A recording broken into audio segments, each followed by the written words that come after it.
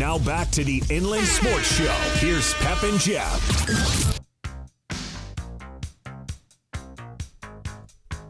You know, I'm going to have to say I love the music. That's the Jacksons from the Victory Tour. And it's torture, baby. It's torture. It is torture right now because I'm without my boy, Pep Fernandez, on the Inland Sports Show on Fox Sports, 1350 a.m. But we're going to go over some scores from last night's contest. And I'm joined by my man, Kono. What's up, Jeff? At the local sports desk. He's working hard. He's hunkering down on a computer. A lot of papers, a lot of computers. Give us some scores, Kono. Boys basketball out of the Big 8 League. Corona over Norco, 53-45. Centennial over Roosevelt, 66-57. That was a good one. Norco, John Cabrera, will you win a game? Beat somebody. Take care of somebody. I love you, John Cabrera. I want you to beat guys. I want you to beat everybody. Okay, give us another one, Kono. King handled Santiago. Yeah, that's right. Have to give respect to Pep right there. 64-58.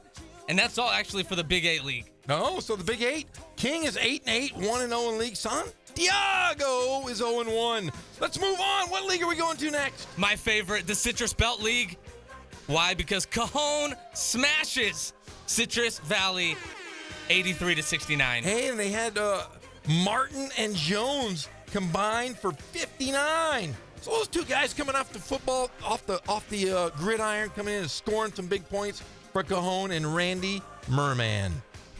That was actually my old math teacher. I don't know if you knew that or not. He was your math teacher? He was. I grew up with him, and he had the cutest sister. Oh, she was a beautiful girl. He was a water polo player at Poly, and we used to go to the same church. We used to hang out. We went to church camp together, and I had a crush on the Merman's sister. I think it's more impressive that you went to church. Yeah.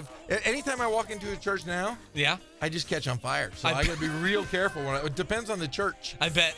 Yes, if I go to one of those crazy churches, they allow me just because I start talking funny anyway. So they say, "Okay, come on, join us." All right, Citrus Belt League, Carter over Ukaipa, 59-58. That was actually a really close game. That's close one, real close. Redlands East Valley over Redlands, 72-64, and over to the Sun Belt League, Paloma Valley over Lakeside, 89-35. Whoa! That is putting a hurt. That's a 50-plus. Come on, Paloma Valley. Not a typo. You don't press. Just give it up. Come on. I have a big thing about this when teams get beat by 100. Okay, go ahead. Who's next? Temescal Canyon over Paris, 66-50, which is okay, I guess. That's a good win there. Warrior League, Orange Vista over Noli Indian. Okay, what is the score there? Are you sure you want me to read it? Because I was just going to leave it at that. No, I wanted you to read that because, I want you to read the Orange Vista score. Just read it here. Orange Vista, 70. Noi Indian, 9. Okay, guys, there's a lot of people in the room. Where is Noli Indian? Right, that's what I was kind of wondering. Come on, the great Jim Clover is here. Wait, Greg. Hemet? It's by the casino. It is Noli Indian is by the casino. But they scored a blazing 9. So I'm not going to read Orange Vista's scoring. In fact, there is no other. I was going to read Noli Indian scores because they only had 9 points. But 70-9, just run out the shot clock and walk off the court, for God's sakes. 70, that's ridiculous. Okay, let's go to girls basketball. Girls basketball, Big 8 League, Centennial over Roosevelt, 68-52. Now, a good win there for Centennial. They beat them twice, the boys and girls. Terrible. Norco over Corona, 91-39. Come on, coach. 91-39. That's a murder. Be nice to these girls. Santiago loses, falls to King, 31-47. 47-31 loss for Santiago. Over to the Citrus Belt League, Ukaipa over Carter, 74-21. That's another 50-plus point win. Come on. Which was the only game in that league. And over to the Sun Belt League, Heritage over Elsinore, 56-51, and Temescal Canyon over Paris, 83-45. Hold on one sec. I believe we have a phone call. Caller, what is your name? Yes. What is your name, and state your reason for calling, and who is this man? This is Justin Gorham, and I'm calling because I can. Oh, see, we discuss this all the time. The Brothers Gorhams, we've done a lot of crazy stuff in Riverside. It's my brother, Justin. How you doing? I'm doing okay. How are you? Pretty good. How is it in the old Northeast? It was like, what was it last week? Minus 100 at your place? Oh, yes, we went a strong -13 last week on the way to school. I had to wear a pair of sweatpants to work. Not happy about that. They actually have school when it's -13? They did, and then they canceled it one day because it was too cold because the little tiny people had to walk to school, and you can't have tiny people walking to school when it's -13. Now, tell us, Justin. You know, we've been doing the show now for 6 weeks. We have not heard from you because you've been hunkered down in the freezing rain. But a lot of people here in Riverside want to know what you're doing. What are you doing back in New Hampshire? Well, currently I'm unsuccessfully trying to coach a team to right now a 2-3 record. So that's what I'm doing right now. But are you? It's not, Are you running the system, or are you just running your little half-court stuff? No, I try and run the system, try and score as many points as we can. I just don't have the players or the numbers. But basketball is a little different out here than it is back home. So I might have some high scores, but some of the teams I play against may not be as good as the teams out there. In fact, they know they're not as good as the teams out there where you guys are. That is true. I would like to take one of my old teams and take it all the way out to New Hampshire and play against you. I think it would have been pretty fun to play against you. But hey, I am happy you called. Our dad was just named to be on the Wall of Distinction in the Riverside Hall of Fame, and I know you had a few words to say about our dad and him coaching for 50 years here in the Inland Empire. I'm going to give you the floor to talk about Dad. Well, it was interesting that they finally recognized him, and I'm not saying it was necessarily that overdue, but I think he deserved it. He spent a lot of time coaching kids, and there's a ton of former players that still keep in touch with him, and I know that some of them became his friends afterward, and he's trying to. Right now, it's funny because you talk to him, he's trying to remember everything that he did, all the different coaching stints, and some of the guys that he coached, and the dates, and he kind of, as he gets older, he tends to forget some of these things, but it's just fun to hear him reminisce a little bit about it. And, he essentially is a coaching legend in the area. He was an LA Times Coach of the Year, and I think finally he gets some respect, and I think it's a good thing. Well, I put it out there on Facebook, and there was literally hundreds of responses from former players, all wishing him well. I guess the presentation of the Wall of Distinction will be on the 20th of January at 3 p.m. in the City Hall boardroom. So if anybody would like to come out and watch the Wall of Distinction ceremony, it will be January 20th at 3 p.m. in the Hall of the Civic 7th floor, I've been told by Jim Clover. Jim Clover's in the room here, Justin. Hey. Hey now, Jimmy Clover, my man. Jim Clover's fixed many of our knees and ankles, so yeah, he just happened to be in studio today. He's putting on the All-Star game going on this Saturday night, the IE Classic. It's been going on for 33 years, and I know you and I have been to many of those games throughout those 33 years. Well, this is good. Maybe just over the phone, because I did it so many times, maybe Jim Clover can do my CPR recertification just over the phone. Could we do that real quick? He said, sure, why not? No problem. But you got to pay $35 like everyone else. I'll sit now. You know what? I should get a freebie. I'm so far away, and it's so cold here. Well, see, the thing is, if you stop breathing in there, they just let you go until you thaw out. Then they'll give you the CPR. And they might. I can save a life. I'm medically trained to help you. I am medically trained to help. Yes, Jim Clover said he taught you well. Well, we are joined by my brother, Justin Gorham. Justin, thank you for calling in to the Inland Sports Show on Fox Sports 1350 AM. You're going to have to call back, and we're going to have to go over some of our old stories of riding around Riverside when we were kids. The crazy Gorham boys, because the stories keep coming up all the time. So next time, we'll visit a little more and discuss the craziness of the Gorham boys. But thank you. Wait. Which one was crazier? Which Gorham boy was crazier? Yes. I don't know. Who was crazier, you or me? Well, I think you might be crazier, but I'm significantly better looking. So that pretty much evens it out. We look identical. I just might have a little bit more jowl right now than you. Just a little bit. But I'm a lean 214 pounds of pure, unadulterated muscle. I am a lean 287 pounds of not muscle. I do have a big one pack, so I'm looking good. But thank you, Justin, for calling. I love you, and I will give you all the info about Dad's induction onto the Wall of Distinction. So thank you very much for joining us. It was a pleasure, Jim. Nice to talk to you or hear you in the background. And let's hear it, everybody in New Hampshire, for shrinkage. All right. right, that's my brother, Justin Gorham, part of the Gorham Boys. We're going to go back to some scores here with Kono at the Inland Sports Desk. We're heading to boys soccer. Wow, kickball. Your favorite, right? Yes. Boys soccer, Big 8 League. Centennial over Roosevelt 1-0. Okay, yeah, that's fast. Okay, let's just go through these soccer scores. King over Santiago 5-1.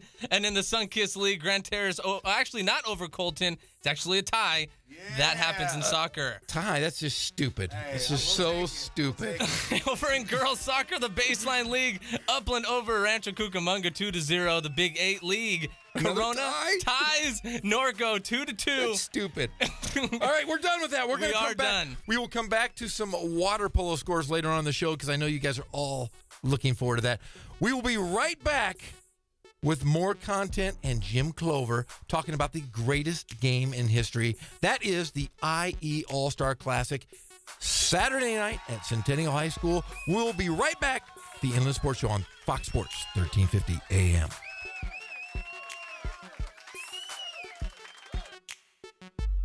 This bumper.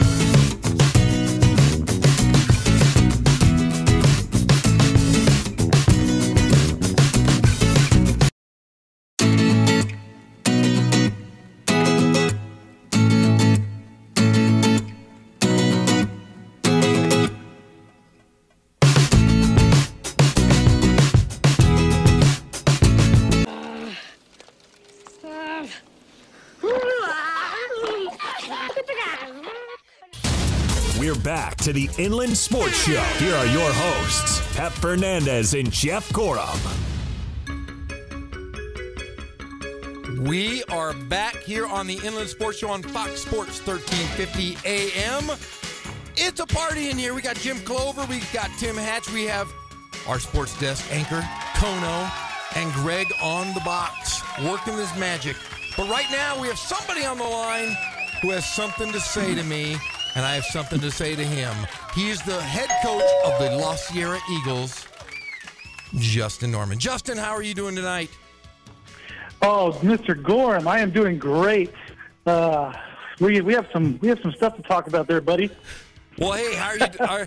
Now, I know it was tough, and I had people calling me today saying, "I hope you know that guy you were talking about on the phone yesterday."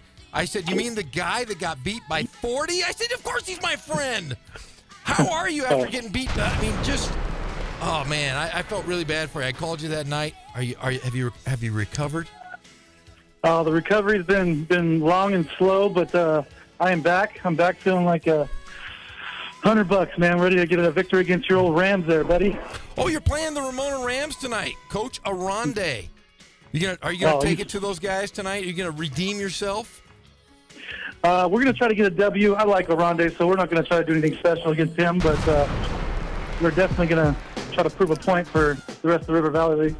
Hey, Justin, Tim Hatch here. Don't let Jeff talk any trash. I backed you up. I called in and said what an honor it was to know you since you were a fiery little redhead on the court at 9 years old yelling at referees in Norco Parks and Rec. But last time me and Jeff got together, I didn't even run it up. And we won 80-24, just so you know. Hey, just know this: we split. I beat you as well, so let's not discuss that. Who beat you? I beat you first. You beat me second. Norman, though, has beat me 10 times. Justin Norman, you beat me 10 times. I've never beat you. Well, that's it's all coaching when it comes down to it. But Mr. Hatch, I do appreciate. I was listening at the time actually, and I was crying in my truck on the way home.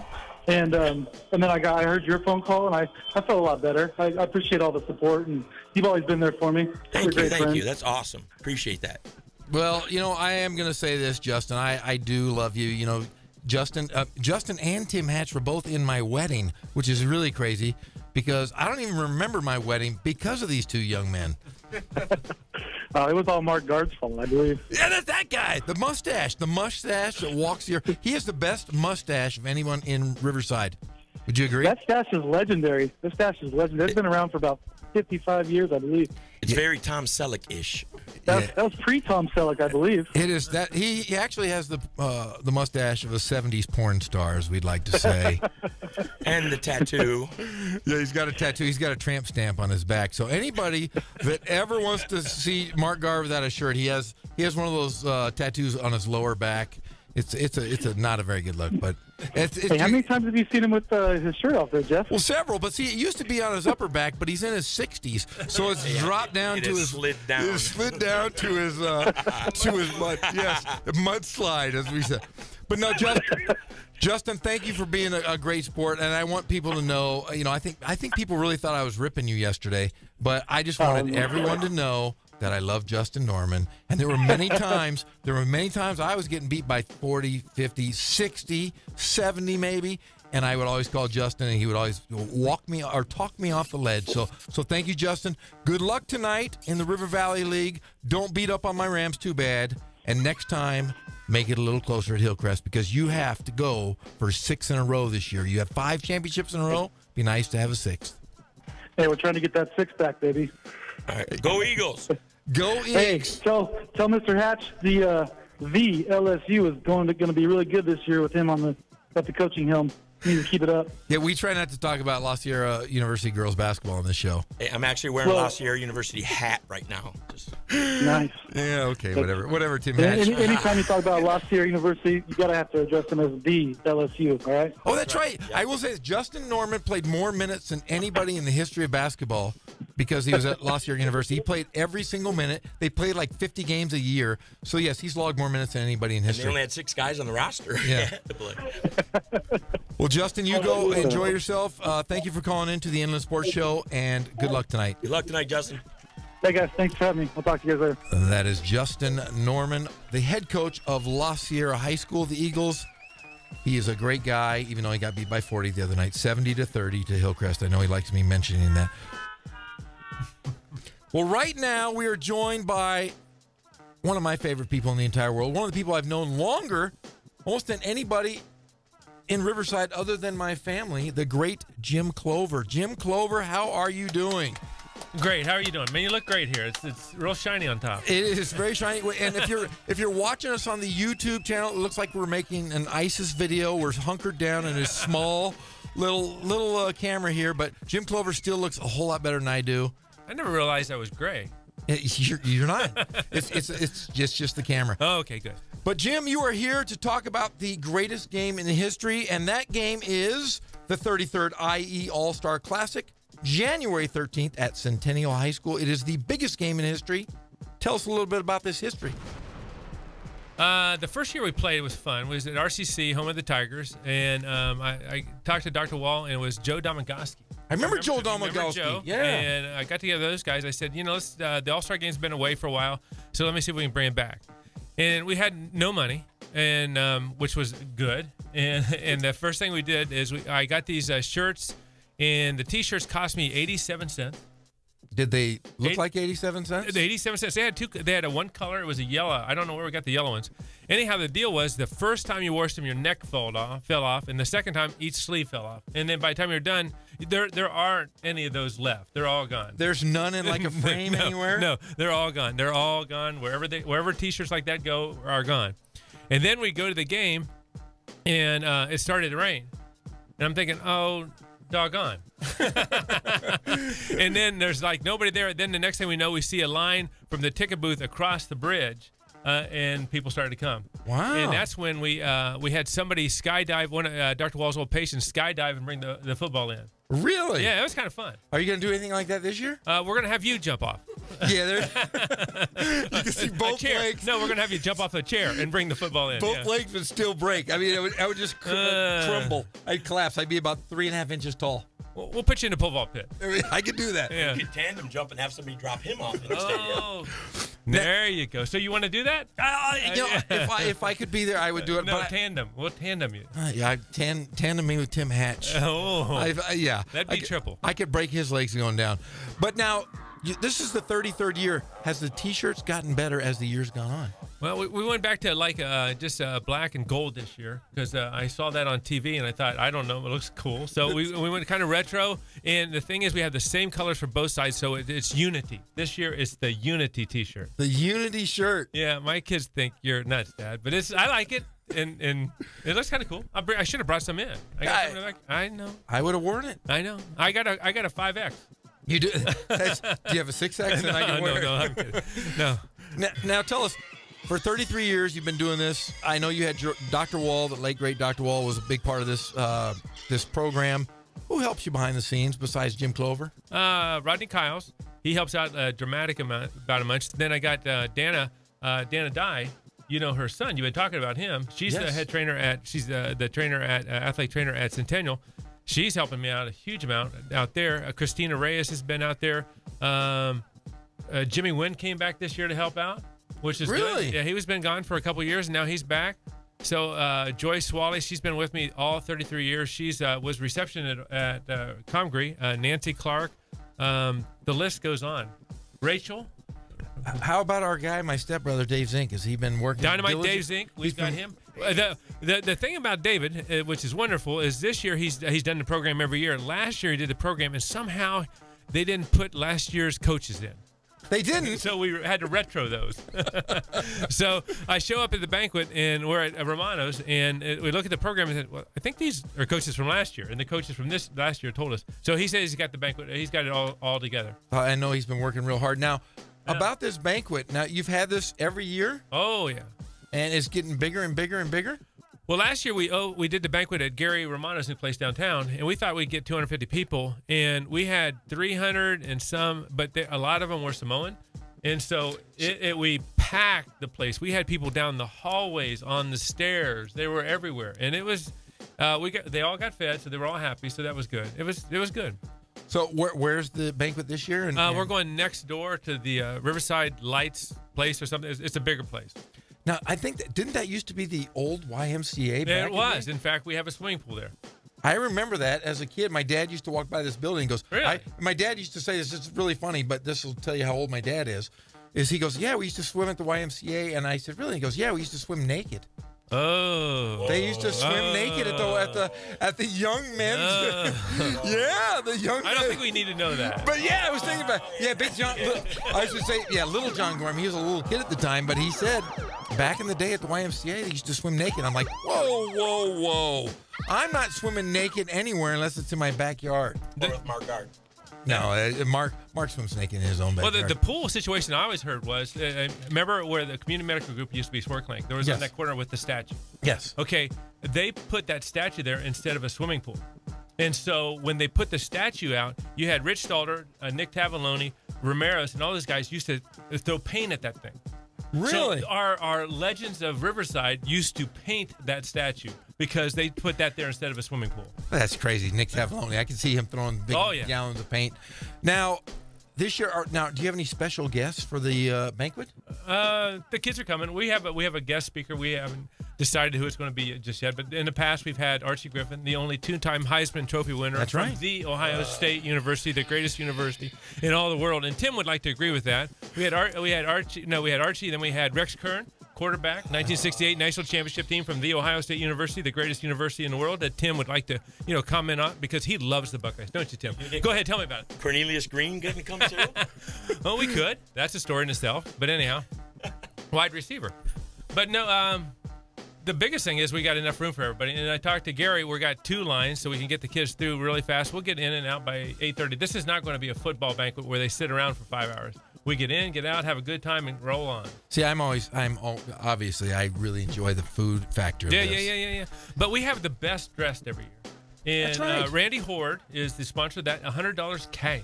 See, I can't picture that because I knew Randy really well growing up, and he was a flip-flop tank top kind of guy. Well, he owes me. He owes you? Yeah.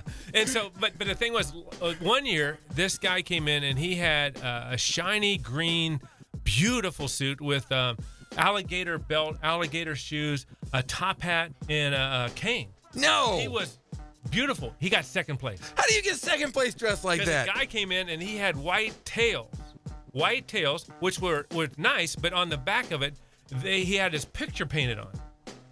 Spray painted on. It was like with glitter. Jim, in this game, we have a chance to see some possible future NFL guys because we've got quite a few guys from Inland Empire that made it to the big time. Yeah. Can you recall some of the names of the people that participated in this through the years? And I threw this at you at the last second here. What I understand, I remember all the feet because I tape ankles for a living, and so this is when we have our competition to see who tapes the fastest. So the numbers I can't even recollect. There's been a bunch, and no, I don't. But we did a lot. But we taped a lot of ankles. That's what I know I did. You have taped many ankles. You've taped my ankles. You've taped my wrists. You also made me. I'm going to bring this up. I hear this all the time. You made me pass out. It was an accident, but I was medically trained. I was there to help. You knew exactly what you were going. I think there was a wager. You said I couldn't do this, and I did the Versa climber, I believe. Yep. And I couldn't have been. How old was I? I was a young kid. Yep. I made you, and there was also the coach there at the time from Notre Dame. He passed out too because you guys were like competing. So I had 2 down. Yeah, so I did this Versa climber where I was, acting it's like fireman use. Yeah, like fireman use. And he said, just do this for like 8 minutes or whatever it was. I'm like, I can do it. I was in shape. No, I went down. I was out like a light. I woke up. It was a really miserable day, but it was nice though. It was nice when I woke up with my little pouty eyes, and there was the beautiful Jim Clover there to revive me and make sure that I was okay. Yeah, well, we won't say what we did when you were out, but it was great. Yeah, I do remember. We cooled you down. Yeah, there's some ice on me or something. Great. But no, let's talk more about this great football game. This 33rd year, you guys have raised over $175,000 in scholarship money. That's unfathomable that you've been able to do this in the last 33 years. It's good, and we have names for him now. So Tyler Llewellyn, he's going to be the Riverside. Tartan restaurant over at Redlands, they're doing one. And then Jerome F. Wall is a sports medicine. And then we have the Rose and Frank, which is Dr. Wall's parents. So this year we're giving away another 3,000, and we get great people, which is really nice. I mean, Sean's brother won one. Nice. Won one of the scholarships. David's brother, Sean won one. Yeah. Jimmy Wynn won one. I mean, all these kids were in high school when they started watching this game. Now, they can still apply for a scholarship here. We have the Rose and Frank that's still available, and the sports medicine is still available. So, Now- I mean, that what means by available is you can still give me stuff. And when is the deadline for this? Tomorrow. Tomorrow. And how do they do this? How do they reach Just you? email me at sportclinic@earthlink.net. Sportclinic@earthlink.net, and I'll get the application to you, and we'll rock and roll. Well, it sounds good. Well, Jim, you've been a fixture of this community for as long as I can remember. You've helped me tremendously. You've helped everybody. So this is a really, really good time, and we expect another good game here on Saturday night. Riverside TV will be covering it. You have Pep Fernandez, you have Vinny Fazio, and you have the great Jenny Phillips on the sideline. I heard about Jenny. I've been interviewed by her. It was a great experience. Now, I'm telling you now, I'm going to wear my waist cincher, and I'm excited to see Jenny. I've worked with You're Jenny. going to look like an ice cream cone. You know that, right? Of course. I will have a I'm going to put a cherry on your top. Wear a red helmet, and then you'll be like, oh, that's an ice cream cone. But yeah, you have done a great job in this community, and we're looking forward to another 33 years. Oh, good. You think you'll be around in 33 years? Oh, yeah, right. So it will be the Memorial. the Jim Clover Memorial Classic. Oh, good. Well, Jim, thank you so much for joining us. Well, thanks for bringing me out, man. Off to Centennial. Off to Centennial, and that will be Saturday night, January 13th at Centennial High School. The biggest game in history. Tickets are $8 for students, $10 for adults, and 4 and under are free. Free, no charge. No charge? None. All right, well, we will be right back. Jim Clover, thank you for joining us. All right, man. We will be right back with the Inland Sports Show on Fox Sports 1350 AM. Hello. How about that ride in?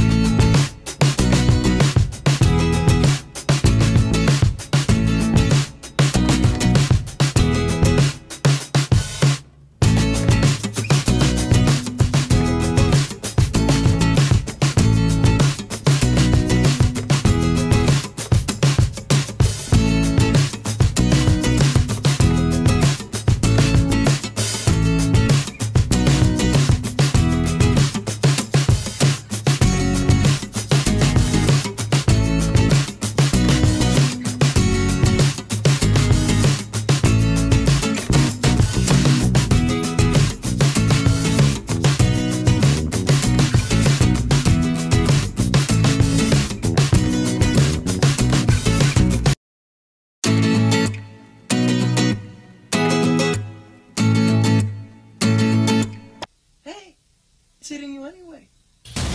We're back to the Inland Sports Show. Here are your hosts, Pep Fernandez and Jeff Gorham. We are back live here on the Inland Sports Show on Fox Sports 1350 AM. We are here every single day, 3 to 6 p.m. We're in our 6th week of doing this show. And today we have no Pep. Pep is on location doing a kickball game out in San Bernardino. I think it's San G versus Indian Springs. He will be calling in shortly to give us a little update from his kickball game. But right now, I'm here with Tim Hatch, who's filling in for Pep Fernandez. Tim, how you doing today? Good. I knew I had some big shoes to fill, but I couldn't find Pep shoes. All I found was some Huarache sandals laying around. Yeah, Pep's not a very big guy. He always says he's 5'11" and a half. But he's more, high heels? Yeah, but he's more like 4'11" and a half. Man, those Huaraches, though, they're tiny. The small Huaraches. Yeah, okay. Well, here we go. We got a big game tonight. The UC Riverside Highlanders open up their Big West home slate with games versus UC Davis tonight at 7 o'clock at the SRC Arena. Pep Fernandez and I will have the call on GoHighlanders.com. And then they will have a finale on Saturday at 6 p.m. for Cullen Holt and Jeff Gorham. That would be myself. We have the call versus Long Beach State. Tonight, though, Riverside comes in with a overall record of 5-11, 0-2. They've played 4 road games. They were up at Utah Valley where they took a tough loss. And then they went up to Seattle University, lost there. Then they opened the Big West, played a great game at Cal State Fullerton, just came up a tad bit short. And the same thing up at Santa Barbara where they had a defeat, which, Tim, I think you watched on TV. I sure did. I got to see you and Pep from behind. The camera showed the backs of your heads.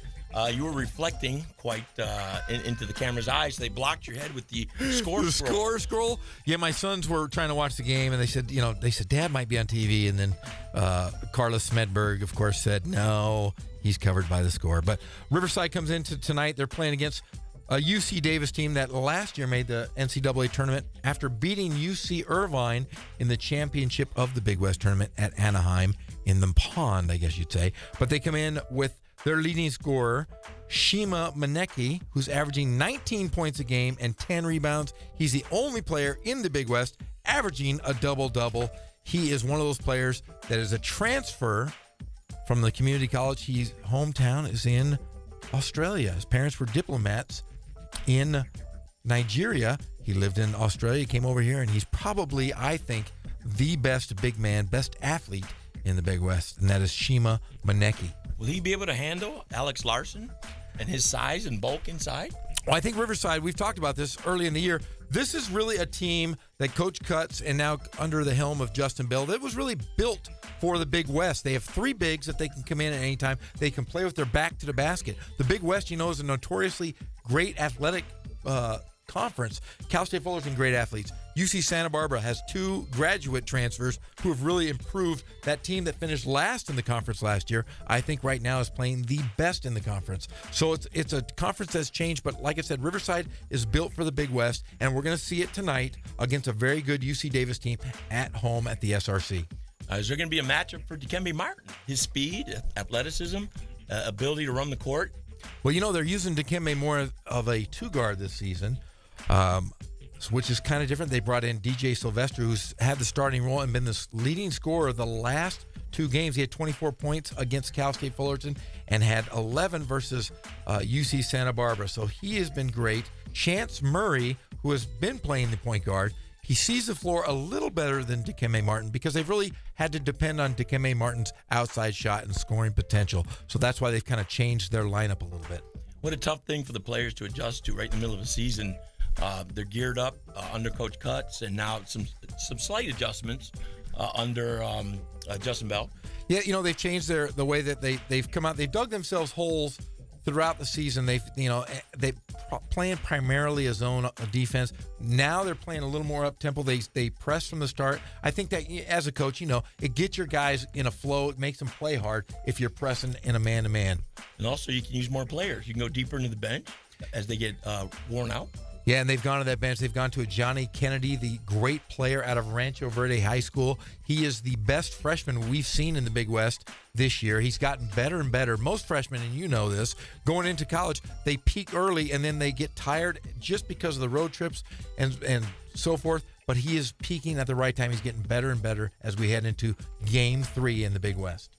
Johnny's always been a warrior. In high school at Rancho Verde, he was tutored by the great Travis Showalter, one of the best defensive coaches in the area, if not the best defensive coach in the area. He's now at Riverside Poly with Yancey Dotson. But Brandon Baker had a chance to coach him last year, but he was hurt. He broke his wrist. So even though they lost a Johnny Kennedy, they went out and won a CIF Division Championship.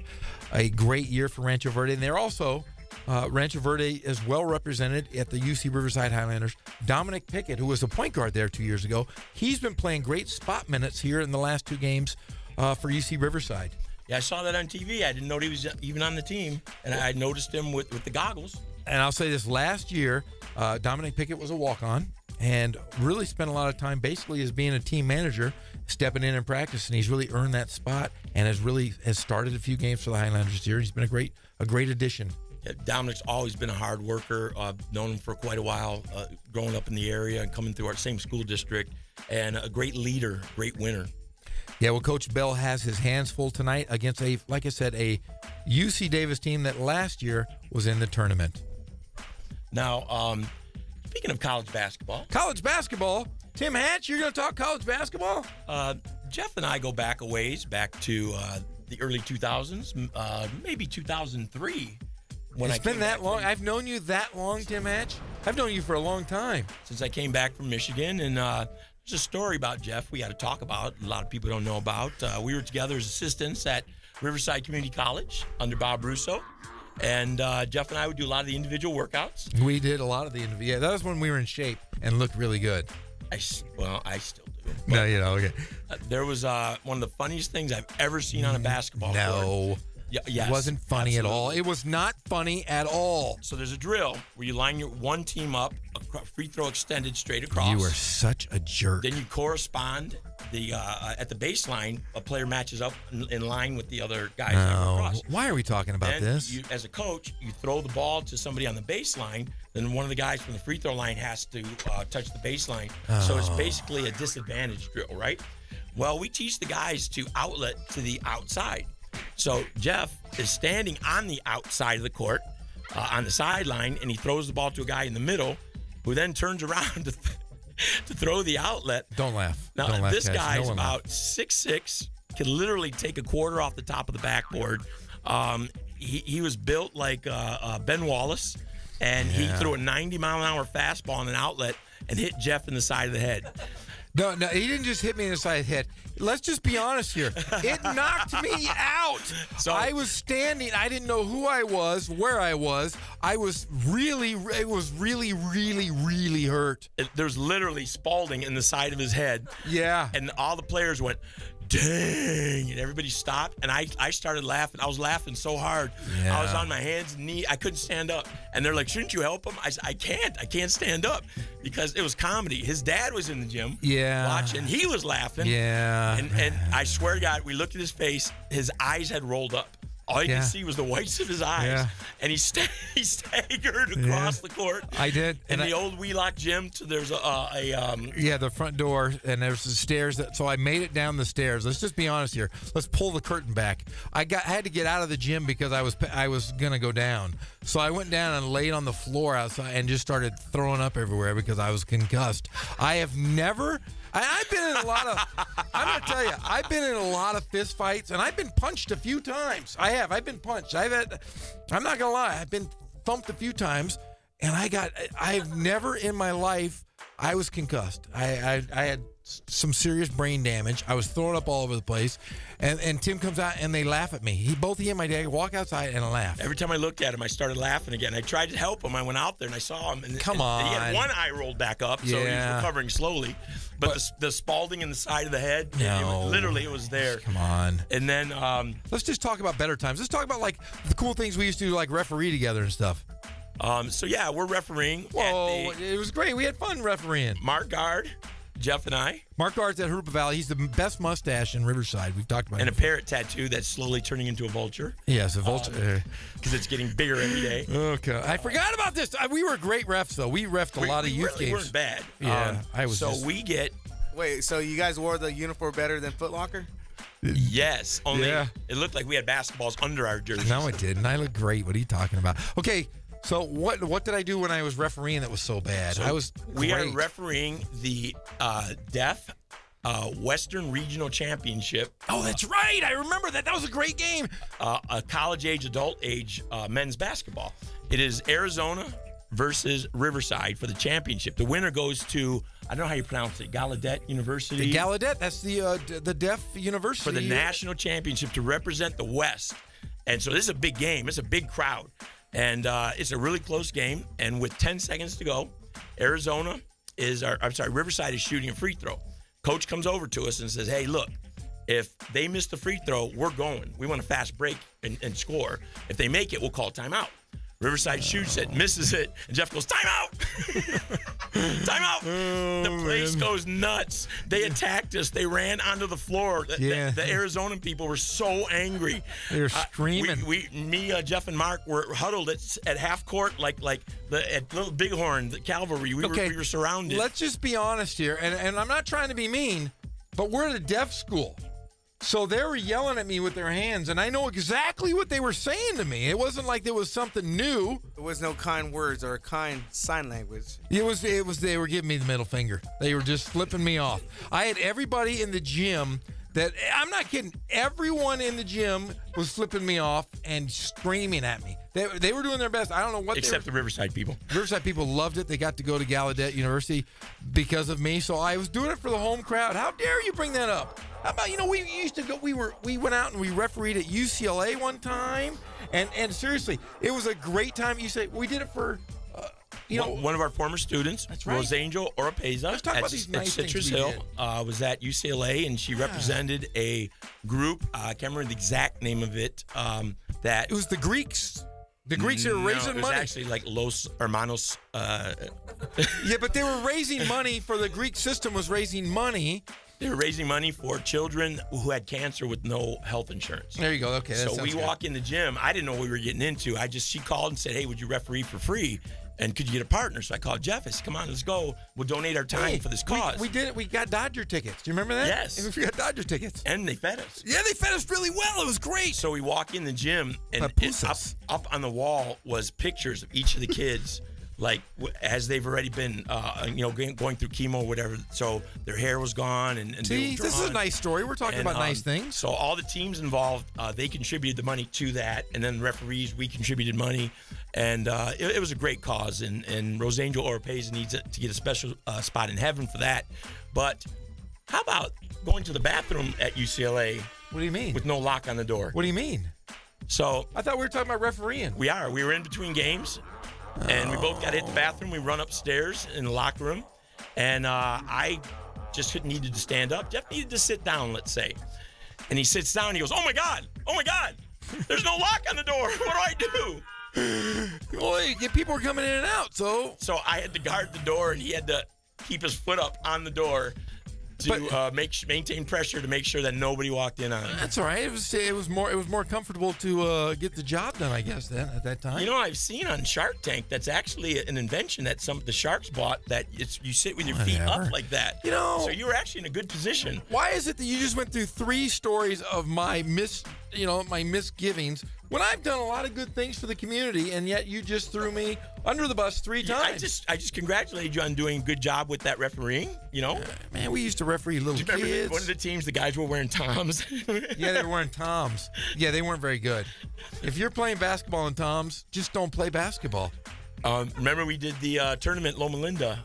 Oh my gosh! Why are you bringing up all these horrible stories? We refereed from 10 o'clock at night till about 3 in the morning. Yeah, 3 in the morning we're refereeing, and it was because they were Seventh-day Adventists, so they didn't start until it was dark, and it was summer, and man, I'm telling you, we were refereeing all night. It was terrible. Tim, let's stop talking about this. Okay, let's do it. Okay, we will be right back.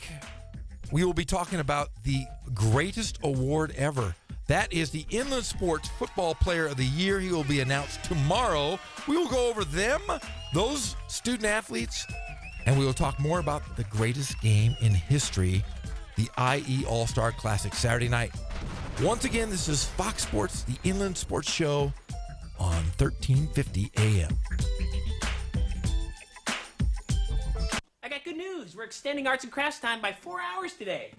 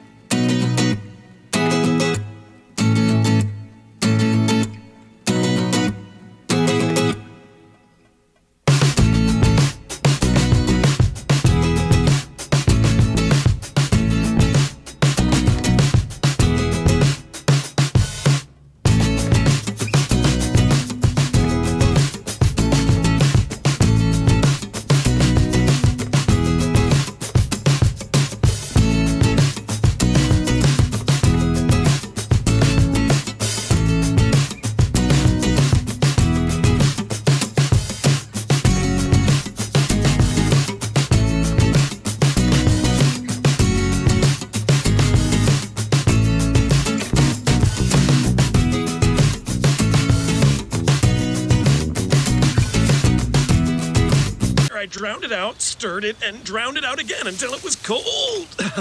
Visit SmokeyBear.com to learn tips to prevent wildfires. Brought to you by the U.S. Forest Service, your state forester, and the Ad Council. From the Cold Star Ice Studios, it's Fox Sports IE, 1350 AM, KUBE, Riverside. Doesn't it look like I am ready? I am always ready. I have been ready since first call. I am ready. Roll. We're back to the Inland Sports Show. Here are your hosts, Pep Fernandez and Jeff Gorham.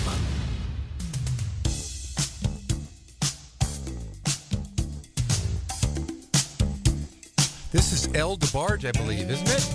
Yes, Greg, you play my kind of music. Stop playing Pep stuff because Pep's not here. It's our house, and we are here at the Inland Sports Show on Fox Sports 1350 AM. I am Jeff Gorham.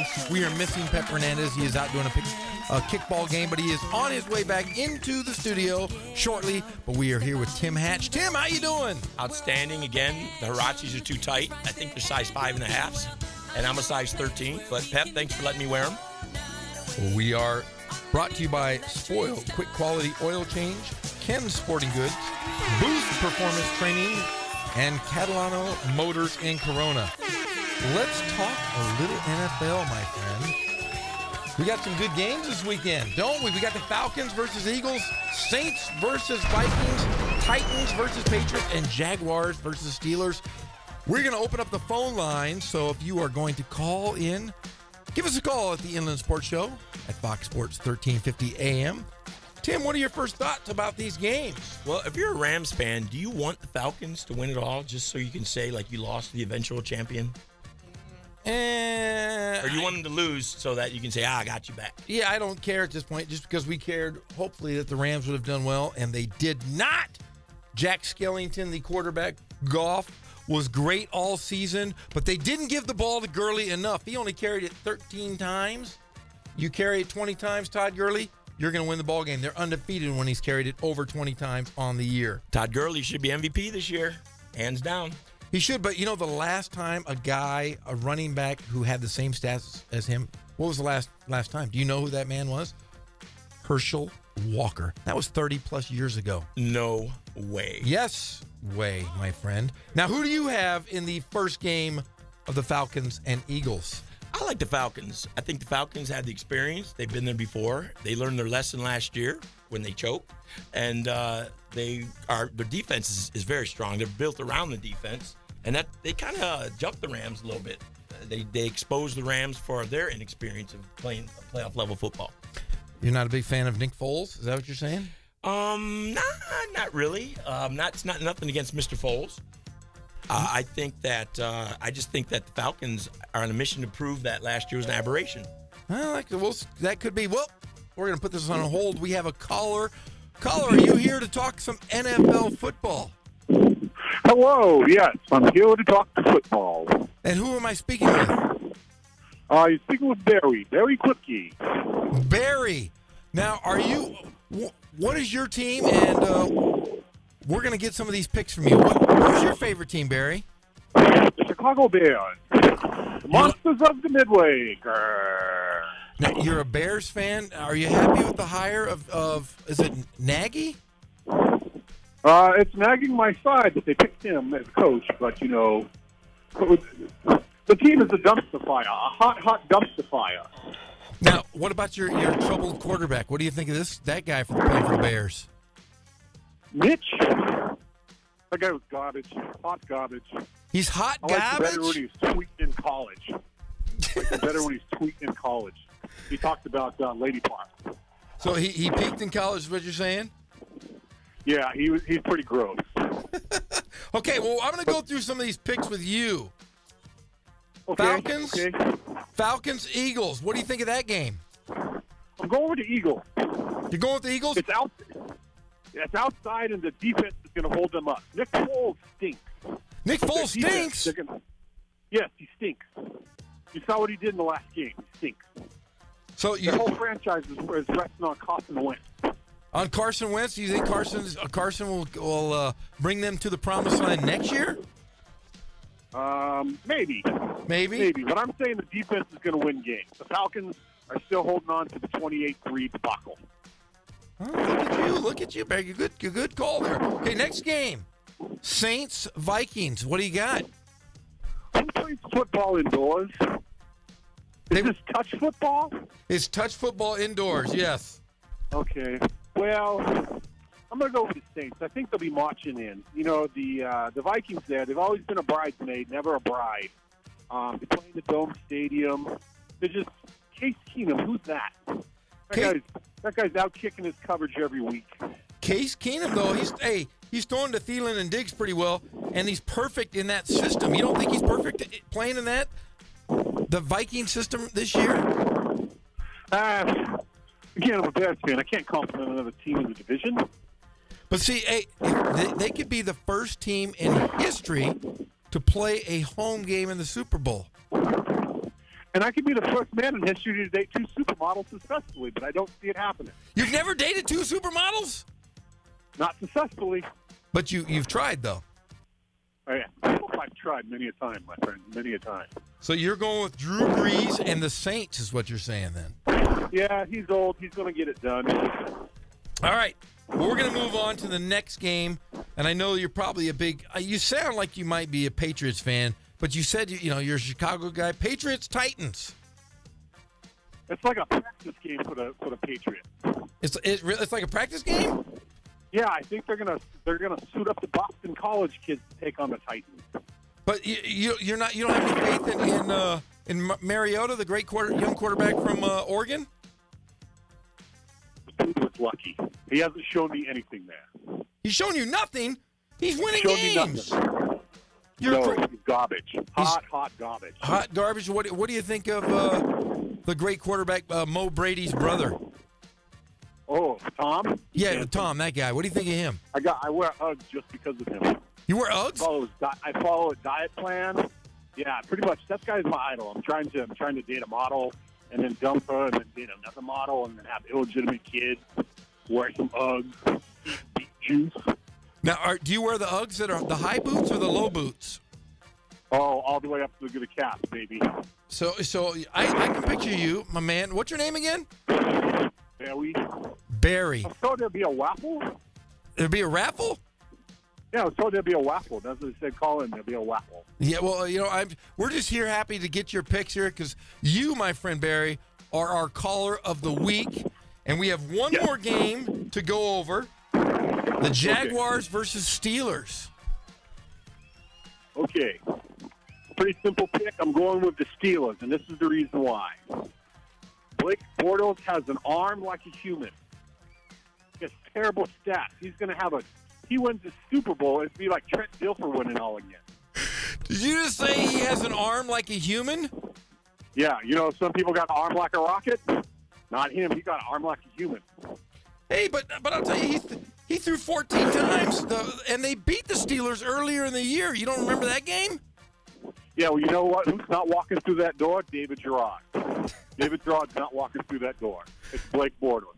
Choice. University of Central Florida. That's not even a real place. But the last team to beat the Steelers in the playoffs were the Jaguars in 2007. Yeah, because of David Gerard. If they had David Gerard, I'd give them a chance. They got Blake Bortles. Now the I've seen better arms on a chair. You've seen better arms on a chair. Oh, man, you're rough on these guys. Okay, now tell me, the Steelers are going to have Antonio Brown healthy. He's, after that calf injury, they supposedly tore his calf. But how do you tear a calf and you come back that fast? Supplements and good training. I think he's on the Tom Brady plan. That crazy witch doctor Tom Brady has, I think he loves not to the players. Yeah, Tom Brady, that guy's. Hey, now let's talk a little bit around the league. What do you think of Jimmy Garoppolo? Oh, Jimmy G, Garoppolo. He went to San Francisco. They seem to be doing well. Do you, if you're San Francisco, do you sign that guy to a long-term deal? Do you throw the house at him? If I'm Jimmy Garoppolo, I ask for the team. It's San Francisco. They're not filling the stadium. Their glory days are gone. Nobody's making the catch anymore. Yeah, well, there haven't been very many glory days in Chicago, my friend. And you're a Chicago fan. I hate to say it, but hey, you heard of the Super Bowl Shuffle? I remember that was a long time ago. That was 1985. It went platinum. Yeah, but that was 1985. That was Mike Ditka. That's a long time. We didn't come here to cause no trouble. We just hear the Super Bowl Shuffle. Well, Barry, now who's your all-time favorite Chicago Bear? Tom Waddell. Tom Waddell? Not Sweetness? Not Walter Payton? What about Bobby Douglas? Tom Waddell. He was lanky. He was a receiver, and he just went down the field and caught balls. Well, Barry, you were. Oh yeah, hey, wait, real quick, since we have you on the line here, Barry. What do you think of Gruden coming back to the Raiders? Well, I mean, he hasn't won a playoff game in, 16 years? That's right. You know, hasn't won a playoff game in quite some time. I mean, he's got some sort of weird man crush on that Carr kid. That's a bit weird to me.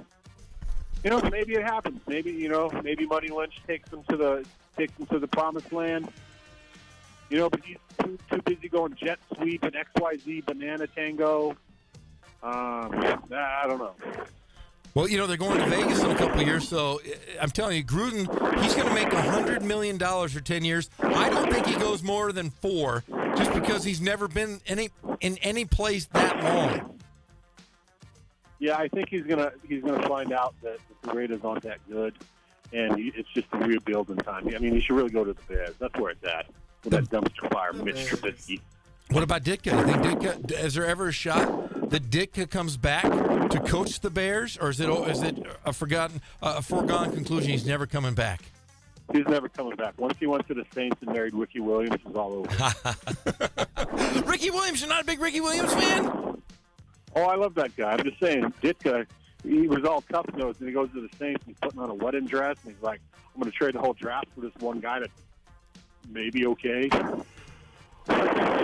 Well, Barry, it's always a pleasure to hear from you. Like I said, you are our Inland Sports Caller of the Week. We're going to go with your picks, and we're going to call you. We hope that you call us back next week, and we can talk and see how you did. So, Barry, do I get a bumper sticker or something? If you come up to the studio, I will get you an Inland Sports bumper sticker, maybe a T-shirt. Well, what size are you there, Barry? I'm an extra husky. You're extra husky? Does that mean like you would mean like an extra large shirt? Yeah, probably. All right. Well, Barry, thank you for calling. Next week. Does the bus go to the studio? Pardon me? Does the bus go to the studio? Because I'd have to get some can money to get there. You'd have to transfer at Blaine. You got to go to Blaine in Iowa, and I think it's bus 17 maybe. Okay, I'm writing this down. I'll be there. Get a bumper sticker and a T-shirt. All right, buddy. Well, we will see you here at the station. Call in next week, and we will go over your picks. So, Barry, thank you, and go Bears. Thanks. Grr. Grr. Well, that was Barry, obviously a listener and big fan of the Inland Sports Show here on Fox Sports 1350 AM. So, Jeff, you're going to take his picks and not the Dolphin that I showed you? The Dolphin I would like to bring up tomorrow because that is a great way to pick him. There's a Dolphin that Greg Holla last night sent me a video, and it successfully picks championship games. Yep. They picked Alabama to win. That's right. So maybe tomorrow. Do you think you can work it? Can you effort on getting that Dolphin in studio? You know, we might have to put a tank in here, but I think we can get it done. Or we can get him on the phone. Since we just had Barry, we'll have the Dolphin in studio tomorrow to pick the 4 playoff games. That sounds fishy to me. It sounds a little fishy. No, it's a mammal. It's a mammal. Okay.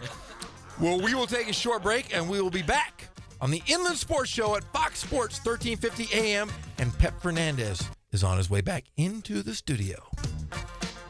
What is that, Private Pile? Sir, jelly donuts, sir. A jelly donut? Sir, yes, sir. How did it get here? Sir, I took it from the mess hall, sir. It's chow allowed in the barracks, Private Pile. Sir, no, sir. Are you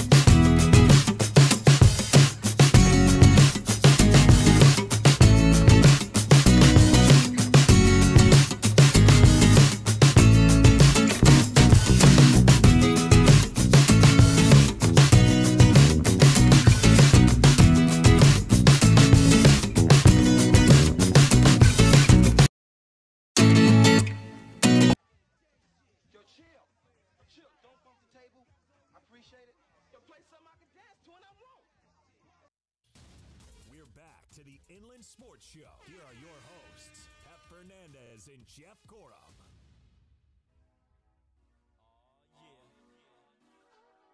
We are back here live on Fox Sports 1350 AM. It's the Inland Sports Show. And we are here every day, 3 to 6 p.m. on Fox Sports 1350. And we are back with Pep Fernandez is calling from the road after a big kickball finale. Tell us about this, Pep Fernandez. Yeah, we're just reporting from our Inland Sports Mobile Command Center, my car. And because, again, we want to be the boots on the ground for the Inland Empire. We're going to games. We're interviewing people. We're getting highlights. We're getting all the big stories. We're doing it for the IE. So we had a big soccer game today between Indian Springs and San Gorgonio. And, Jeff, it was your favorite player, Mon Aparicio, scoring the game winner for Indian Springs as they beat San G by a final score of 1-0. 1-0. That's a horrible, horrible, horrible game there, Pep Fernandez. Why would you say that's a good game? A lot of scoring. Oh, it was wonderful, man. It was like a chess match. It was battles. Remember, I like defense. You don't like defense. I like defense. No one wants to watch defense. People want to see scoring. That's why they watch basketball. That's why they watch volleyball. That's why they watch the good stuff. I like baseball, but I like to watch baseball while I'm sitting there enjoying like a big pretzel and a beverage. A lovely beverage. It was a fantastic match, and a congratulations going out to Isaac Canella, the head coach at Indian Springs, the new head coach, picking up his first win of the season in San Andreas League play for the Coyotes. Because, remember, Indian Springs won a SoCal Regional Championship last year. So this is a really good team. So a new head coach trying to keep that thing going in the right direction. And tonight, big win to open up San Andreas League play for the Coyotes, 1-0 against San G. Oh, nice. Well, hey, Pep, we had some pretty good guests on the show today. We had the great Vinny Fazio, who will have the call with you on Riverside TV on Saturday night for the 33rd IE All-Star Classic. It's the biggest game in history, isn't it? It's the biggest game in history, dating back to last season's biggest game in history. So every year, the IE All-Star Classic gets bigger and bigger. So it is true. It's not like false advertising. It's true. It's the biggest game in history because it's bigger than last year's biggest game in history. Well, Vinny had mentioned a lot of great players. He brought up Sherrod White. He's looking forward to seeing him out of Heritage High School, the great running back. And Coach Logan has built this incredible offensive line going into this game. So we could possibly see some high scoring from this game. You know what's funny about Matt Logan, the Centennial High School head coach who's coaching the Riverside County All-Stars, is that this is the fourth time that he's coaching the IE All-Star Classic. He coached in 2000, 2002, 2014, and this year, 2018. So he's coaching his fourth time in the IE All-Star Classic, but this is the very first time that he's coaching at Centennial High School in the All-Star Classic. So he's got the home field advantage. So it's the fourth time, but the first time he'll actually be at Centennial High School coaching in the Classic. Do you happen to know his record in those 4 games by any chance? You know what? I know in 14, I think that was the year that they destroyed Orange County. Remember it was that big blowout? Oh, that's right. And they'll never play us again.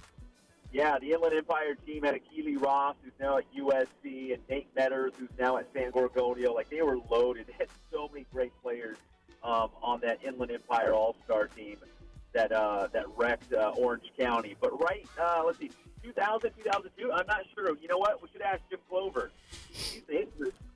Yeah, Jim came in, and we asked him about some players, and he just said, I taped a lot of ankles. He said there's too many players to name, but he did bring up that they've raised over $175,000 in scholarship money for various student athletes and student trainers. Yeah, it's amazing what they do. Of course, the whole week centers around the Inland Empire All-Star Classic, but there's so much more that goes into it. And I know there's a banquet tomorrow night. There's a week long of practices. There's there's a lot of stuff they do for team building. But it's really, a lot of it's about the honor and the memory of Dr. Wall, and also the scholarships. One of them in his name. And I know that's something Jim Clover is very proud of. And when Dr. Wall had passed away a couple years ago, it was important for Jim Clover to not only keep the Inland Empire All-Star Classic going, but to also do it in honor of Dr. Wall. So, 33 years strong. It's the longest-running high school football All-Star game in California. And there's no end in sight with Jim Clover running the show. Pep, when I thank you for the opportunity to come here in the studio, but I got to tell you, your Hirachis are gone. They're dead. I knew I had shoes to fill, but I didn't know your feet were so small. So I had to cut them and just to get them over my toes. So, but thank you for giving me your shoes to fill. Tim, listen. What kind of shoes do you wear? He's wearing nurse shoes right now. He's wearing, completely white shoes. He looks like he's going out on a 24-hour shift at Kaiser right after this. They're white Adidas, thank you. Yeah. Exactly. So go ahead and take your Costco dad shoes, and because I'm coming back to the studio. Yeah, he tried to say that you were wearing, what did you call them, Hirachis? Yeah. I told him you were more of a Crocs guy. Are you serious? Because you're so little. You're such a cute little guy. I'm always like, I picture you wearing some like blue Crocs. No, I don't wear Crocs. Green Crocs. Are you serious? Yeah, well, like I said, you're my cute little partner, and I always picture you wearing some cute little Crocs. Tim, no, I'm a flip flop guy, but I have had Hirachis. You have really? Did you? Did you ever wear you're our age? Well, Tim's way older than you and I. He's a senior citizen now. He gets cheap tickets to the movies. But did you ever wear like the pants? They were like kung fu pants with Hirachis, and you like roll them up. No, in fact, when I wore Hirachis, it was like, oh man, what would I wear with them? It was almost like this was like my Humboldt days, man. Because in Humboldt, everyone wears sandals, jeans, and a sweater. So I'd wear my flip-flops or my Hirachis with like a soccer pullover jacket, where you zip it all the way up like a turtleneck. Yeah, you're weird. I have really good style. You don't have any. You and I both don't have any good style. And seriously, when was the last time? Well, you do have a big thick tie. We're going to discuss that another time. You always have a big thick knot. I always like the thin knot because I'm a man of the '80s. No, I like big knots, and I cannot lie. Well, hey, Pep, we have a big game tonight with UC Riverside versus UC Davis. It is the home opener of the Big West for UC Riverside. Are you excited to call this game tonight with me? Yeah, I am. I mean, it's still early January, but for being early January, this is about as big as it can get for UC Riverside. Now, it's not like, oh, gosh, the conference play is boiling down to one game. If you win, you're in to the conference tournament. Like, it's not that important yet, but to be the second week in January, this is as big as it can get because if they can get a win for head coach Justin Bell, this could be a turning point because they've been so close in so many games. Something I've noticed from watching it on TV, because I got to watch you guys the other day against Santa Barbara, is they never quit. They battle, they compete, and they show a lot of pride. So that's a mark for them. Well, unfortunately, Tim, they've had to do that like every single game. Like they've had to persevere. They have that don't quit attitude, which is great. But unfortunately, you go back to their old ways and they fall behind by double digits, and they have to dig themselves out of a hole. And, of course, they do. Like, they always make things interesting in the end, but it always seems like it's not enough. Like, time runs out on any potential comeback.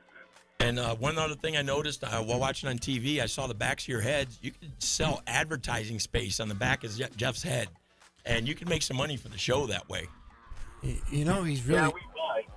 Yeah, he's not making any friends here, Pep. He told a few stories about me that were a little off the wall and incorrect, and I'm not very happy with Tim right now. But listen, Davis is coming in. They're a tournament team last year, and they're 1-0 in conference, and they beat a UC Irvine team, which they played last year in the Big West Finals. So we have a tournament team coming in at 10-5. Riverside comes in at 5-11. Riverside's had some quality wins, though. We've discussed that. Yeah, you know what? And even their losses haven't been bad losses. Again, it's just that that rap, this bad habit they've created of going behind early and going behind by double digits, and then they have to play catch-up the rest of the game, and that's no fun. You got to be able to build a lead and hold on to it, or at least keep it close. I mean, against UC Santa Barbara, they were down by like 18 at the half. I mean, who wants to come out of the locker room saying, "Okay, guys, if everything goes our way, we're still going to have a chance"? Like, you don't want to have to do that. You want to have a close game. You want to impose your will on the other team and continue doing what's bringing you success. You don't have to like lean on the other team to screw up or have miscues. Like, you want to be able to control your own destiny. But when you're down by 18 or 20, it kind of changes the dynamic of what you want to do. It's like a football team going down big. If you're a football team that likes to run the football and you're down by 30 points, are you going to run the football? No, you're going to have to throw it. So I just want to see UC Riverside play its best and put itself in a good position coming out of halftime. If they can keep it close at halftime and come out of the break, and it's only a 2, 3, 4 point game, like, I think that's a victory in itself. And then anything can happen in the second half. They're a second half team. So you're saying a 30-point lead in basketball is like a 1-0 lead in a soccer game? Oh, you guys are funny. Well, that's Tim. Hey, but look. Oh, Tim, that was so mean. That was terrible. That's Pep Sport is soccer. Oh, okay. Let's get back. Shima Maneki. We've talked about him all season. We've looked forward to watching him play. He was the Big West preseason first team player on the list. He's a great player. Comes in the only player in the Big West averaging a double-double, just over 19 points a game and 10 rebounds. Are you excited to watch that guy play? And what do you think Riverside is going to have to do to stop a guy like that? Yeah, you know what? I hate to go back to my Sacramento Kings days, and I'm sure you guys. There were actual days. As well. There were Sacramento Kings days, is what you're saying? Yes. Hey, so listen. So when I used to cover the Sacramento Kings, besides being a big Kings fan, one of the guys I loved was Doug Christie. You know why I love Doug Christie? Because he had a loud wife. Yeah, he did. Yeah, very outspoken.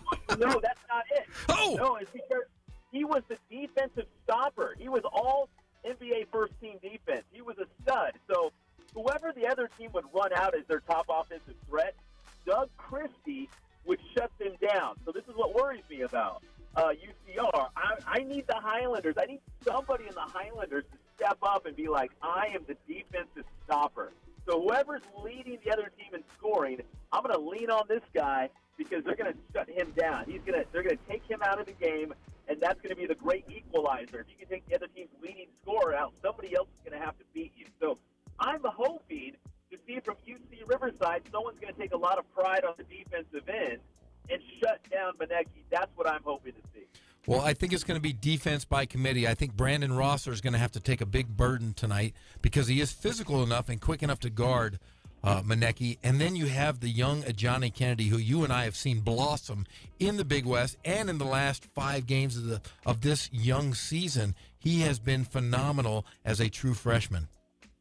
Well, Jeff, I'm going to call my shot right now. I'm going to say if he can stay out of foul trouble, Edie Diallo could be that guy for UC Riverside tonight to keep Maneki in check. But again, we've seen Diallo. He doesn't get a whole lot of minutes, but when he does, he's effective, especially on the defensive end.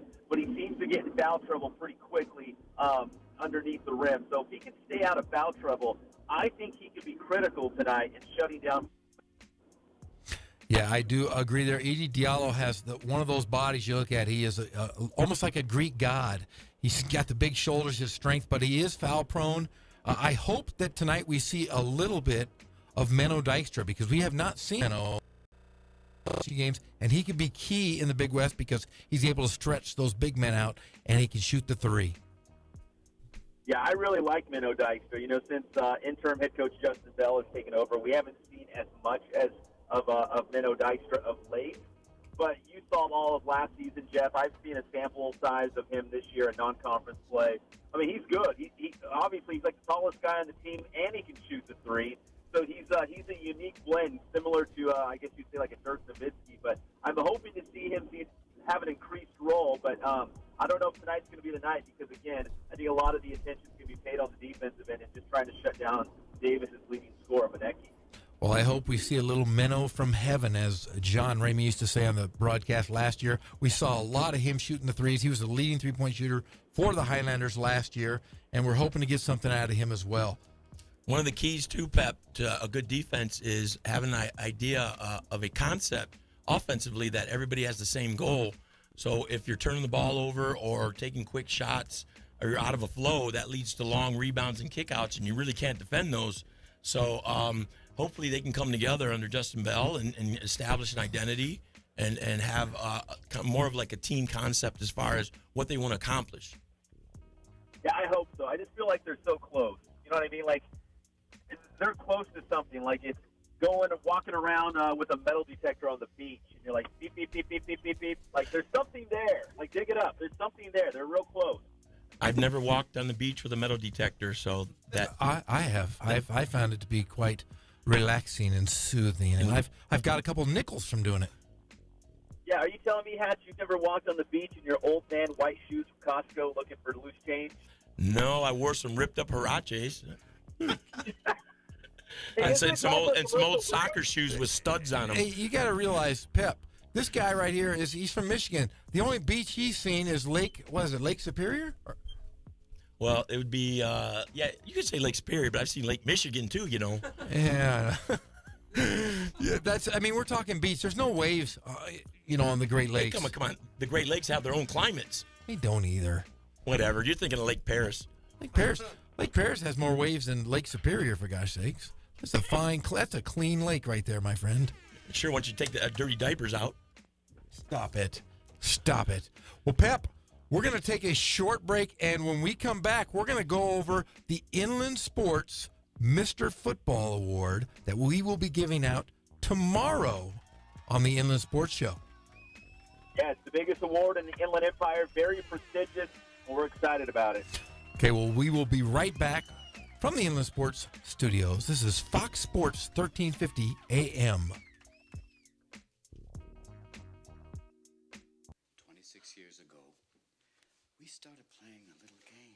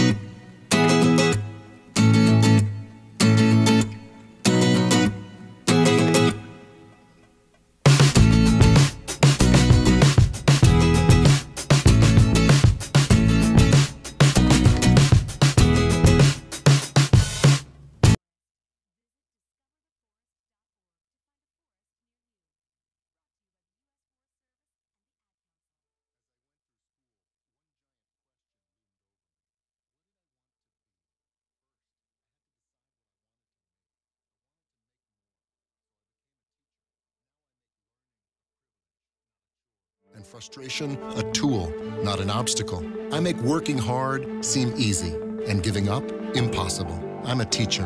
I make more. Find out how you can make more at teach.org. Make more. Teach. Brought to you by Teach and the Ad Council. Fear does not exist in this dojo, does it? No, Sensei! Pain does not exist in this dojo, does it? No, Sensei! Defeat does not exist in this dojo, does it? No, Sensei! Prepare! Now back to the Inland Sports Show. Here's Pep and Jeff. We are back. Hey, stop talking, you Stop it. We are back here with the Inland Sports Show on Fox Sports 1350 AM. I am here with Tim Hatch, and Tim Hatch and I are taking over this. We've pirated this show. Who is that over there? Who is that? I don't know. Some guy walked in. I don't know. Well, what's that line from? Is it my turn? Do you talk, or do I talk, or who talks right now? I don't know. Oh, Poe Dameron and Kylo Ren. Oh, that's right. Star Wars. Yeah. I finally saw it. What do you think? The old one or the new one? The latest one. I think I texted you guys after that. I saw it with my son. Spoiler free, but did you like it? Yeah, it was fine for me. He shrugged his shoulders in those old white Costco shoes. He's been eating our jelly beans, for God's sake. You offered them. Yeah, but you shouldn't take it if you don't like Star Wars. Why? Because I didn't say I didn't like it. I just said it was okay. Hey, can I share a quick story before we get to Mr. Football? You can share anything you like. You guys have been talking for like 2.5 hours. Wow, I can't believe it. So I was out at the soccer game because, again, nobody covers the Inland Empire like Inland Sports. Nobody. Right? So I was out there at a soccer game amongst the people of the Inland Empire, and guess who I saw? Barry Bonds. You're kind of in the right direction. Yeah, Willie Mays. Who did we see? Kobe. You did not see Kobe Bean Bryant. Kobe LaPrecio. Starting midfielder. No, but here's the funny thing. And I was talking to Inland Sports intern Cullen about this. So Kobe LaPrecio is a midfielder for Indian Springs. And I thought, you know what? I don't feel old until I see things like that. Because think about it. Those parents, they were having kids when Kobe was like in his prime or just starting out. They're like, oh, Kobe Bryant's so good. In fact, he's so good at basketball. When we have our first son, we're going to name him Kobe. You know what I mean? That's probably what happened, right? Why would you name your son Kobe? But why would you, if you name your son Kobe, why would you have him play soccer? Maybe they like Japanese beef. Kobe beef. Oh, whoa. Oh, Kono just brought up a good point. Kobe does love soccer. In fact, Kobe grew up in Italy, but his daughters are good soccer players. There is a teacher at my school who coaches club soccer, and they played against Kobe Bryant's Mamba team. They have a young. Oh, they're called Mamba? They're called the Mambas, the little Mambas. You know where they played? The little Mambas? They were at Citrus Hill. He was sitting up in the stands at Citrus Hill.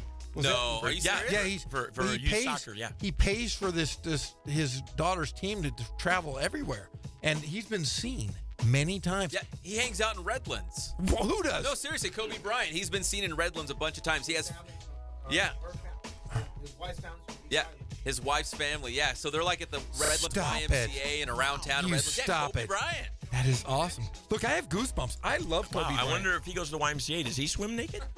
Like Did you know that? Did I miss something? Yes, you did. Okay, earlier in the show, we discussed the YMCA in downtown Riverside years and years and years and years and years and years ago. All right. My father was a member there, and they used to have to swim naked. Why would they have to swim? Because that's what they didn't hand out swim trunks. They were naked. You couldn't bring some from home? No, this was the 50s, man, or probably the late 40s, the 40s and 50s. So yeah, you'd swim naked. I'm glad we don't do that anymore. Man, a lot has changed. I wouldn't be I have no problem being naked. I really don't. I could be naked almost anywhere. I can. Yeah, half the time when you FaceTime me, I have to ask you, do you have clothes on? Oh, no. No, seriously. I ask you, do you have clothes on, Jeff? I'm not going to FaceTime you if you don't have any clothes on. I did go shirtless one time. And wow. Yeah, it was real late at night. And I said, hey, Pep. And he goes, please tell me you're wearing clothes. I was wearing shorts. More rolls than a bakery in downtown Brea. Whoa. That's just roll. Hi-ho! Whatever. Hey, you know what? You know, Tim, that's all he said. He's really, really old. That's it. I saw the shoes. I know that. And his granddaughter's the beautiful one. Well, at least I don't need to buy 2 tickets to see a movie. Whoa. Just stop it, you Did you guys already talk La Sierra basketball? Yes, we did. You guys have another game coming up? No, La Sierra. I thought you were talking about La Sierra High School. University. We don't discuss those things. Justin Norman. Yeah. Why would I talk about Justin Norman on Well, we got La Sierra University Lady Eagles. Is that what you guys are called? Matter of fact, they're playing right now. So wait a sec. What are you doing here? Yeah, because it's my daughter's practice. I'm gonna leave here, go right to my daughter's practice. Wait, we're talking about practice. No. Not a game. No. My daughter takes precedence over, and I told him that from the beginning. If there was a conflict with one of her practices, nothing else matters for them. So I'm gonna go get her at practice. We might go over and catch the second half of the game. I mean, so is it a home game then? Are they called the Lady Eagles? Yes. But I just want to know, how do you know that ladies or eagles are called, like female birds are called ladies? Ladies. Yeah, you have nothing to say to that, do you? I have nothing. I have no answer for that. I'm not a science teacher. So Jeff's going to bring in his CBU jersey, his old Cal Baptist University jersey. Okay, that'll fit over one arm. But he's going to bring, no, he's not going to wear it. He's going to bring it and put it up in the studio. So if you have any La Sierra, I don't know, jersey or shirt or something like that, we'll put it up Justin in the studio. Norman. Justin No, Norman. La Sierra University. That's where he No, he played there. Oh, he did? He's played. We talked about it. He logged more minutes than any basketball player in the history of college basketball. They were very competitive when he was there. They weren't. They've never been competitive. Just stop it. Just stop. Justin Norman played every single minute of his entire 4-year career. And they played like 35 games a year. Justin also played with Brian Wright, the assistant general manager of the San Antonio Spurs. He played at La Sierra University. Really? Yes. No, I didn't know that. He was actually the assistant general manager of the Pistons. And the Spurs bought his contract out and he's with the Spurs now. Why are we talking about And he played at La Sierra University? Detroit. So he's molding Kawhi Leonard out of King High School as we speak. He's not molding anybody. He played He's a in the La front Sierra. office. He didn't mold anybody. He was contract. in He's Detroit. probably instrumental in the contract for Kawhi Leonard, right? He's also like what do they call, like a talent evaluator? Talent acquisition. How can you be a talent evaluator from La Sierra University? Hey, it's a great story. We don't have time for right now, but he ended up interning down at the NBA Pro Summer League in Vegas. Because I sat with them last time we went. How do you know so much about this guy? Because I sat with them last time we went. If you let me finish my thoughts. He landed right place, right time, got picked up as an intern by the Pistons from the Summer League. And then he kept working his way up through the office, became assistant general manager, and then San Antonio swooped him up because he's one of the up-and-comers. At a La Sierra University here in That's pretty Riverside. cool. That is cool. I do like to make fun of La Sierra. I'm just making fun of because Justin Norman played for him, and I like to make fun of Justin Norman as many times as I can. But they are improving. They have a couple players that from Centennial that have played. Yeah, playing Kyle right now. Hamilton. Kyle Hamilton is a fantastic. Remember his player. dunks? He would fly all over Jumps the place. higher than anybody I've ever seen other than him. Anyway, the Lady Eagles are playing Cal State Maritime, followed by the men's game at 7 o'clock tonight at La Sierra University. The old double dip at LSU. The That's pretty cool. LSU. No, so I'm happy that LSU is doing well. And like I said, Justin Norman was a very good player for them. And they're not that. I was just being silly. Well, we got 3 minutes to talk Mr. Football. 3 minutes? Oh, my gosh. What are we doing? We got to name this tomorrow. Yeah, we're going to name it tomorrow. Maybe if we have some time early in the show, we'll take some phone calls and read some tweets out there. But I'm not going to say who, but I ran into one of the players' parents yesterday. You did? Yeah. And they're super psyched about it. And they're like, when are you going to announce it? I'm like, well, you got to listen Whoa. tomorrow. One of they're the like, what one of if the I'm not on the finalists? radio? And I said, we'll stream it live online. Wow. So one of the finalists. Yeah, Did she pay you anything? Did she try to give you a payola?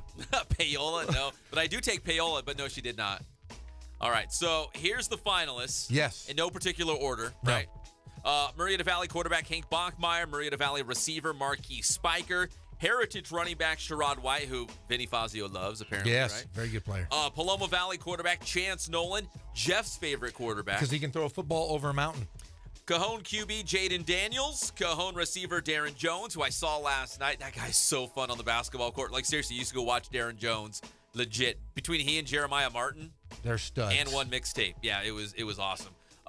Centennial quarterback Tanner McKee, Aquinas running back St. Brandon Rankins, Citrus Hill QB Jonathan Jefferson, Kaiser running back Tyler Algier, and Norco running back Travis Dye, who is already in Eugene. He's already with the Oregon Ducks with his brother, who's a star linebacker for the University of Oregon. Did you know that his mother is going to be the trainer in the game Saturday night. In the IE All-Star Classic? Yeah, she is the trainer at Centennial High School. Oh, because see, we couldn't get Travis in the IE All-Star 'Cause Classic. he's gone. He's already in college. He's a big man on campus with the Oregon Ducks, but we got his mom as the trainer. So that's just as good, right? That is just as good. Maybe she can play some running back. I don't know. Must come from an athletic family. So there's Troy Dye, who's currently with the Oregon Ducks, who's a star linebacker. And then who's the oldest brother played in the NFL? Remember Coach Algatis from San Bernardino Valley College said, why am I escaping this right now? Is it Tony Dye? Tony Dye. Who played for the Cincinnati Bengals, is now an assistant coach at SBVC with Coach Algatis. That's how awesome the Dye family is. Do you know the Dye family, Tim Hatch? It's a family to die for. Tim's an ex-Norco guy. I thought he would know who he was, but I kind of know him. Your dad doesn't, or your father-in-law goes to every Norco football game. Every home Norco. Wait, is he one of those that says, "We are Norco"? Oh no, we are. He likes to fly under the radar. He just sits up there quietly with his funnel cake and yells about the referees. The Norco has big time fun. All those referees hate Norco. Is that what they say? That's what he says. Does he bring a blanket? Yes, he does. He brings a blanket? Yep. And a chair? Yep. When Citrus Hill played Norco in the playoff game a couple years ago, it was at Citrus Hill. Oh, I remember that one. I said, come to the game, and I'll get you in. He goes, but I'm going to sit on the Norco side. I said, okay. That's all right, Jerry Gunter. You do that. Still got to represent. All right. Are you still doing the show? I'm just along for the ride. We got to take a commercial break. Oh, yeah, we'll take a commercial break. I'm sorry. I got off the rails. You talk? I mean, is this the part where you talk? Hey. Today, Pep, it was my show, and I had to own it. I'm going to take that Kylo Ren mask, and we're going to have the whole Poe Dameron conversation. But now that you're back, I can just be silly sidekick. I like being silly sidekick, not being serious guy. And now I'm the third wheel. I was serious, Pep. I took this very serious today. You ask anybody. He punched me once. I did. There's a reason. Was Hatch a little off the handles? It was a backhanded slap. It was. I said, what are you doing? Just shut your hole. All right, we're going to take a quick commercial break. When we come back, we're going to get you ready for tomorrow, Big Friday, including Mr. Football here on the Inland Sports Show. And we'll also kind of, break down this UCR basketball game one more time as they take on Davis in just about 1 hour. We'll be back. It's the one and only Inland Sports Show on Fox Sports IE, 1350 AM.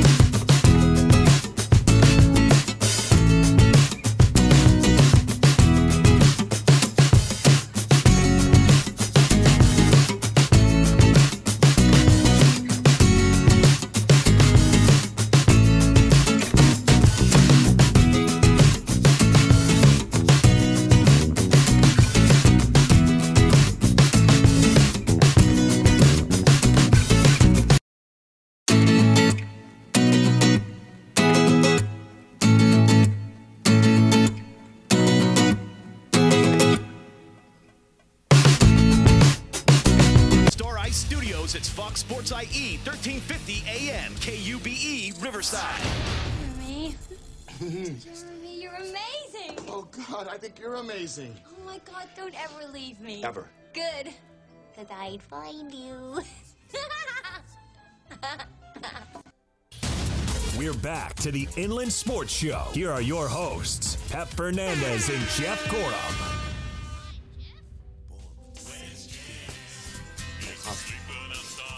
Come on, everybody sing along.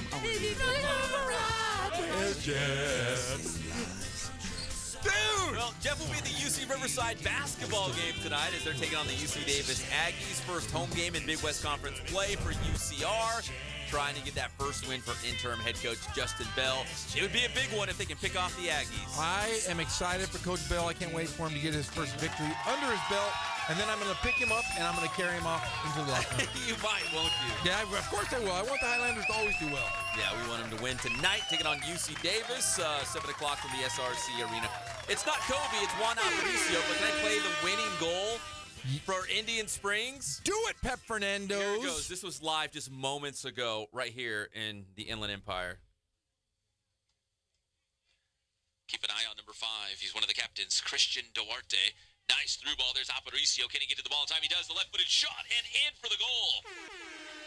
There it is. That was the game-winning goal. Indian Springs. Wow. Everyone go wild. Woo! That was a lot of excitement. Yeah. How long is the soccer game? An hour? I don't know. Hour and a half. I called the soccer game. And that was it right there. That was it. That was the moment.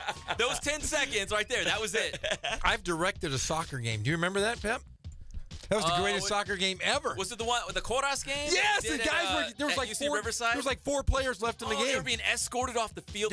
Like I've seen a lot of soccer, but there were red cards. It was like 8 against 7 at the end. Do you remember that? And there was guys walking around the top of UCR and they were yelling and throwing stuff down at the referees. They were behind us fighting. They were behind the stands like fighting, and we had to get like. Remember, intern Cameron was trying to get a camera like on the back side of the stands. It was wild. That was nuts. But you did a great job directing that. I was directing. I'm a director. Director, producer, writer. We got a lot of writers, but sometimes you fill in. We've had a great show. Oh, Jeff. My chair just fell apart. It did? I saw the whole back of the chair. Was it live right now? Yeah. It scared me. Oh, Jeff Nearfall, almost brought to you by Spoiled. Oh, yeah, those Quality guys. oil change. You be spoiled by great customer service and low prices. We love you, Bill Navigado. Ken Sporting Goods, more than 40 years in the Inland Empire, and they still dominate. They got all your sporting gear needs and Letterman's jackets and baseball helmets and cleats and mitts, Cups. soccer balls, and all that stuff. Boost Performance Training in Corona off Temescal Canyon. Oh, excuse me. That's I got my mixed up. It's Catalano Motors off Temescal Canyon Road. Boost Performance Training is also in Corona with Coach Ray Bass. And you can go to boosttrainingsystems.com for more information. And you can find out more about their overtime program for young athletes trying to make it into the high school level and be really successful. And, of course, Catalano Motors. You can buy, trade, finance at Catalano Motors off Temescal Canyon Road in Corona, CatalanoCars.com. Tomorrow, a former Centennial quarterback will join us live on the show, and Mr. Football Plus will recap tonight's UCR against Davis game. Right, Jeff? It's going to be a good one. Follow us on GoHighlanders.com and listen to the game. It's going to be wonderful. We'll see you tomorrow, 3 o'clock. It's the one and only Inland Sports Show on Fox Sports IE, 1350 AM. Game's in the refrigerator. The door is closed. The lights out. The eggs are cool. The butter's getting hot.